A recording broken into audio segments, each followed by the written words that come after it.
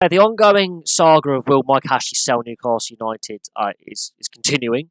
He's now in discussions with Sheikh Khalid, who is cousin of Sheikh Mansour, the Man City owner. Um, Now, he's the third person to place a bid on this club, following on from Amanda Staveley and Peter Kenyon. Third person to go public, that is. There are other bids in the pipeline, so if this bid collapses, there are two more, apparently, according to sources. The Premier League and Newcastle are declined to comment on what Sheikh Khalid and his investment group and the group of investors that he heads up uh, have been releasing. Now, they've said that they've declared that their proof of finances have been given to Mike Ashley midway through April last month on the 17th, and that they're discussing with the Premier League the fit and proper persons test and proof of finances again to buy the club. Now, Sheikh Khalid was unsuccessful in an attempted bid to buy Liverpool last year because he didn't have proof of where the money came from.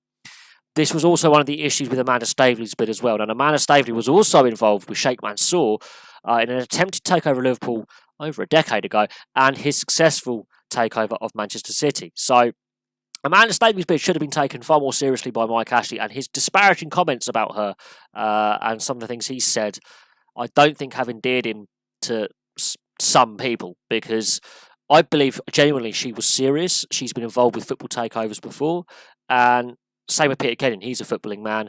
Those two bids haven't been successful up to this point, however, they are still active. But Mike Ashley, as we know, can be a difficult person to negotiate with. He always wants to be the one leaving the deal with the advantage and money in his pocket. I think in this case, I think he's not going to make as much money as he wants.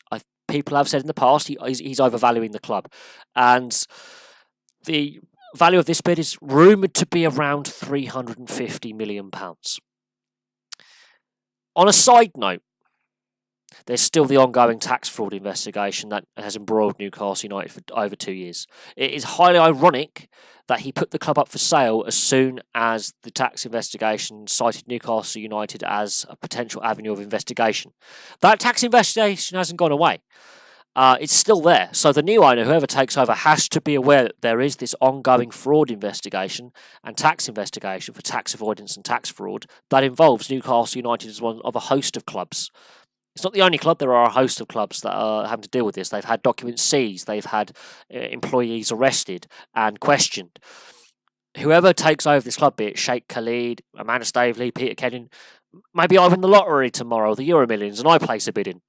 Whoever takes over this club, now that was a joke, but whoever takes over this club will have to be aware that there is that ongoing legal issue. And it's not going away. Also, Mike Ashley, he will want to have some say in the future direction of the club, maybe shares in the club, maybe his company sponsor the club. That has been a sticking point in the past for takeover bids when Peter Kenyon and Amanda Staveley were rumoured and reported to want to have a clean break from Mike Ashley, where he has no further stake or involvement in the club. Fans have had enough. When Mike Ashley took over the club, within a couple of years, he tried to sell the club. The club were relegated, promoted, relegated, promoted. They've been declining. The highest they've been, I believe, is 7th. They've almost had a manager a year since Mike Ashley's been in charge. So the managerial stability hasn't been there. The league position hasn't been certain. They're seen as a relegation-threatened club now, which is a shame because you've got Rafa Benitez in charge. There are some really good players that have played for and continue to play for Newcastle United, and the fans are exceptionally loyal. The day you see empty seats at St James's Park, you know something has gone seriously wrong, and the fan base really have had enough. I think the fan base are far too loyal. But that's my personal opinion. We've seen what's happened with clubs like Blackpool, where the fans have stayed away, they have staged protests, and they've actually, guess what, been somewhat successful in getting rid of a bad owner. So what we do know is, according to Sheikh Khalid, that the fit and proper persons test has begun and proof of finances has been handed over to the Premier League. Now, it is very striking that both Newcastle, Mike Ashley and the Premier League have declined to comment. So this process is far from complete. And we'll have to see what happens, but the previous two bids were roughly also at the £350 million mark, or just a shade under, and those two previous bids have failed to materialise to this stage. So, this is a Mike Ashley sale.